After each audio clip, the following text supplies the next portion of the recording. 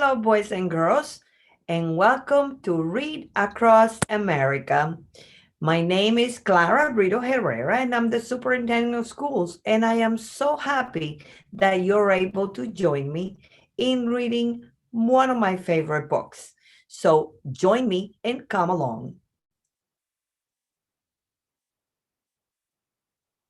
My book today is Pinkalicious, and it's written by Victoria Can and Elizabeth Can.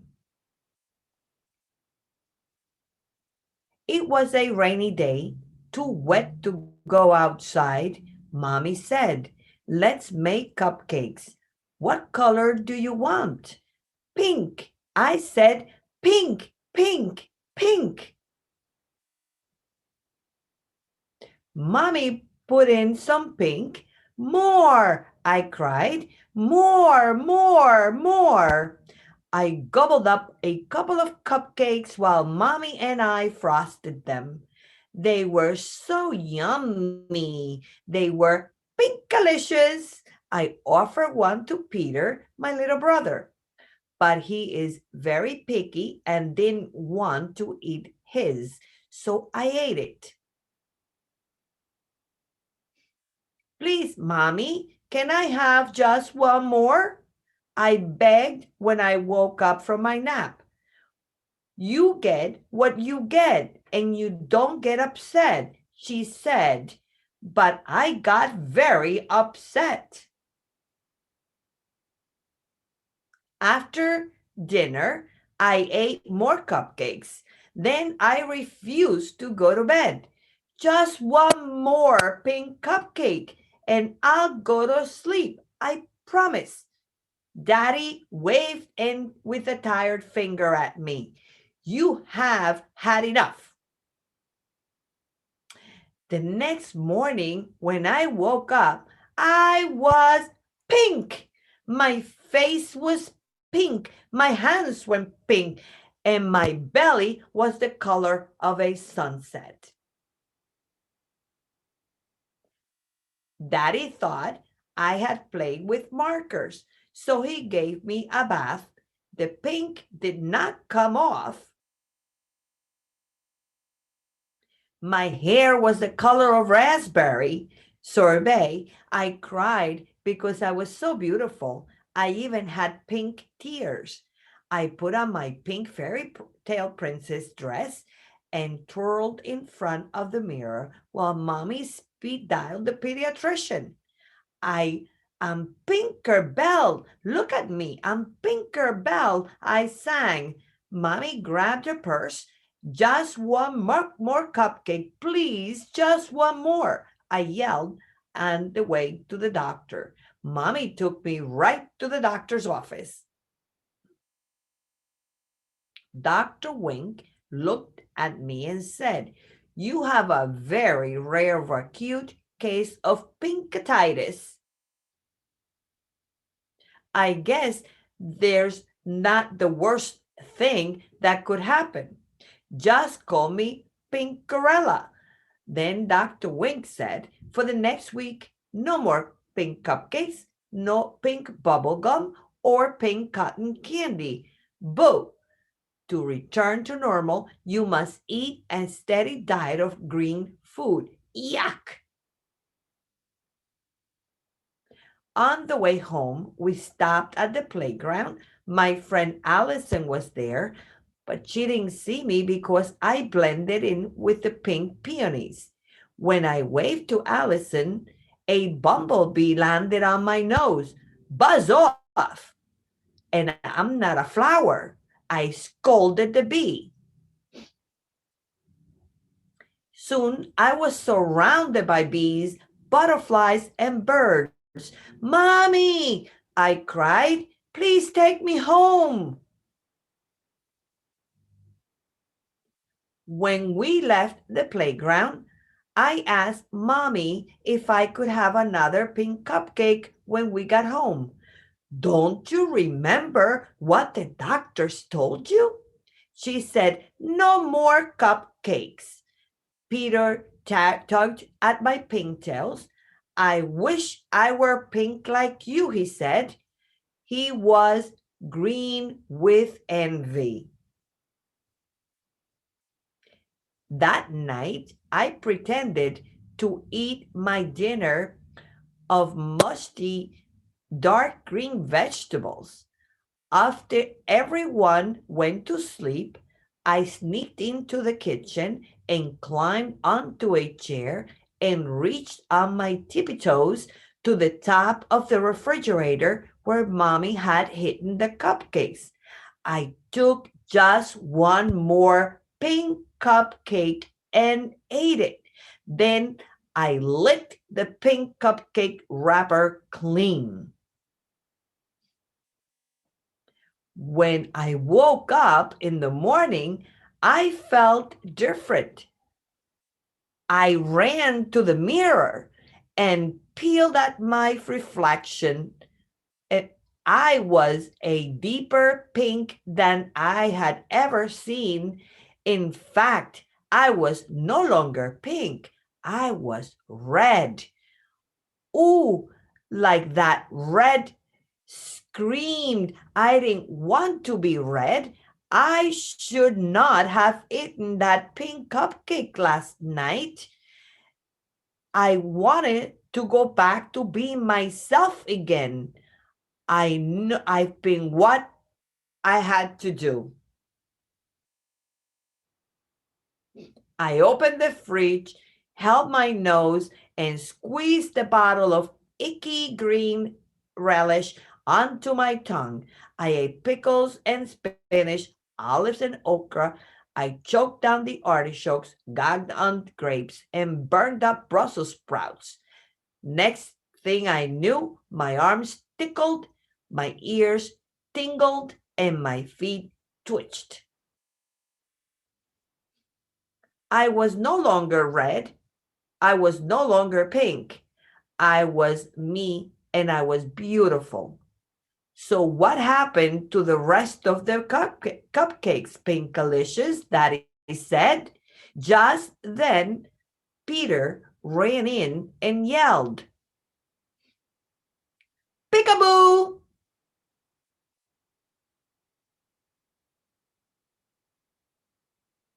And that is the end of our story, boys and girls. What I would like you to do now is discuss which parts of the story you like the most with your teacher and your parents, your brothers, your sisters, your cousins, and anyone else that you would like to share this story with. And think about the reason why Pinkalicious became pink and then turned red. And what happened to Peter at the end? Talk about it and highlight those nice little sections of this book and why you should not overdo what mommy says you shouldn't. So be good, enjoy the rest of the day, and I hope you have enjoyed my story. Take care of yourselves, and we will see each other soon. Bye. Hi everyone, I hope we're having a wonderful read across America all throughout the West New York School District. Today we're going to be reading The Rainbow Fish by Marcus Pfister. The rainbow fish was the most beautiful fish in the sea, but he never played with the other fish. I'm too beautiful, he thought. Once a little blue fish asked for one of his shining scales, but the rainbow fish just laughed. Never, he said. After that, the other fish swam away. The rainbow fish was all alone. He went to the starfish for help. Why doesn't anybody like me? He asked. Go ask the octopus, said the starfish. She is very wise. The octopus said, Give away your shining scales. You won't be as beautiful, but you will have friends. I can't do that, cried the rainbow fish. Suddenly, the little blue fish was back. Please, he asked, could I have just one scale? Well, the rainbow fish thought, maybe just one tiny little scale. The little blue fish was so pleased, It made the rainbow fish feel so happy.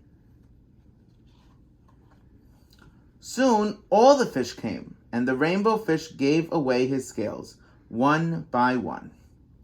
Finally, he had only one shining scale left. But now, as he swam away to play with his friends, he was the happiest fish in the sea. Hi, my name is Coach Hoos, head coach of the girls basketball team. My name is Coach Pardo, part of the girls basketball team at Memorial High School. On behalf of the girls basketball team, we are going to be reading The Hog Mollys and the Amazing Aquatic Adventures for Read Across America. I'm going to be reading The Hog Mollys and the Amazing Aquatic Adventure. Good morning, students, and welcome to this year's Amazing Aquatic Adventure, announced science teacher Miss McGee. Best friends, the Hog Mollys, stood with their classmates, eagerly surveyed the waters below. The Amazing Aquatic Adventure was one of the coolest events of the year. Mr. McLean explained the task for the day. Each team needs to answer all 4 questions in order to solve the final riddle. This is not a race, but an exercise in using all of the resources around to find the answers. Remember, each team is unique. Before we begin, I will divide you into groups of 5, said Mr. Gee. Duke, Sprout, Harley, and Hoppy looked at each other and groaned. The Hog Mollys were less than welcoming as their new teammate Scarlett moved over to join the group. When the Hog Mollys reached the first station, they struggled to find the right answer. As they walked away, Duke glanced over at Scarlett, who was humming to herself and writing on her paper. That's when he noticed the sheet music hanging out of her bag. At the second exhibit, the Hog Mollys never thought to ask Scarlett for help. When Sprout looked over at Scarlett, she was again writing on her paper.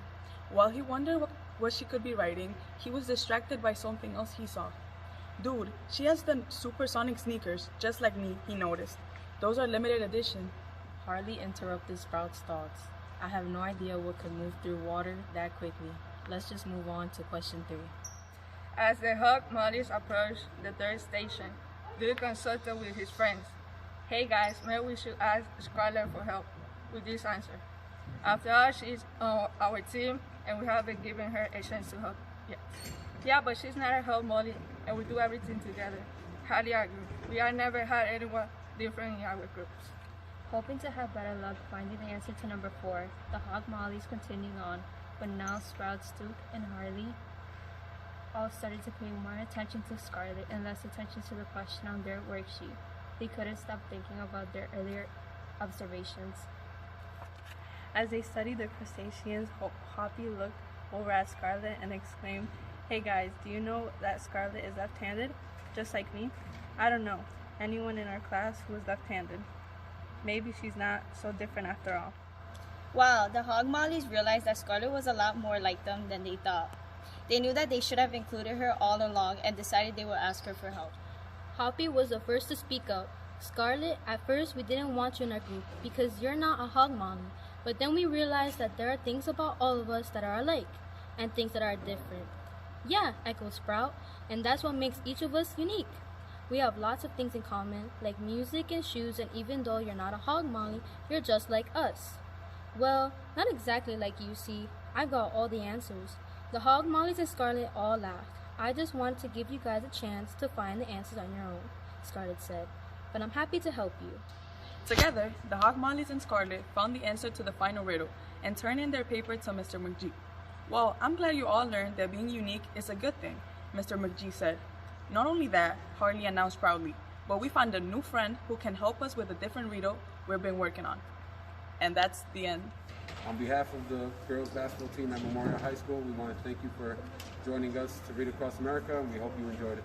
Thank you. Stay safe.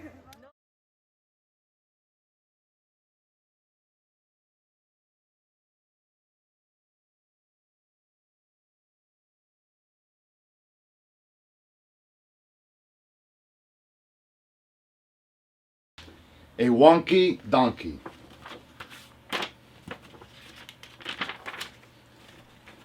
I was walking down the road and I saw a donkey. Hee-haw!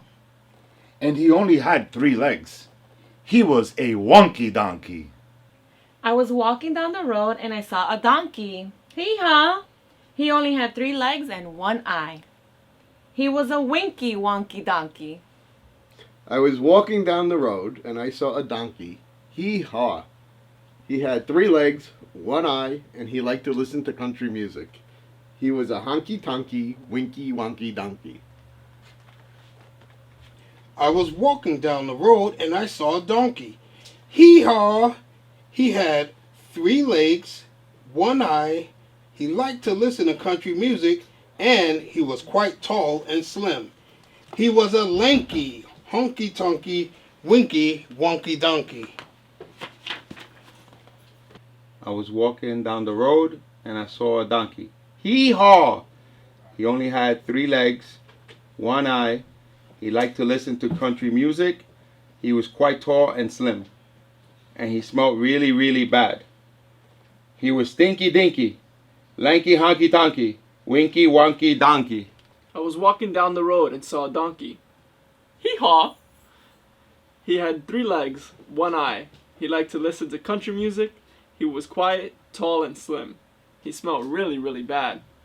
And that morning he'd got up early and hadn't had any coffee. He was cranky, stinky, dinky, lanky, honky tonky, Wonky Donkey. I was walking down the road and I saw a donkey. Hee-haw! He only had 3 legs, 1 eye. He liked to listen to country music. He was quite tall and slim. He smelled really, really bad. That morning he got up early and hadn't had any coffee. And he was always getting up to mischief. He was a hanky-panky, cranky, stinky, dinky, lanky, honky, tonky, Wonky Donkey. I was walking down the road and I saw a donkey. Hee-haw! He only had 3 legs, 1 eye, and he liked to listen to country music. He was quite tall and slim, and he smelled really, really bad.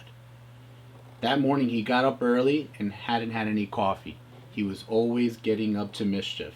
He was quite good looking. He was spunky, hanky-panky, cranky, stinky dinky, lanky, honky-tonky, Wonky Donkey. I was walking down the road and I saw a donkey. Hee-haw!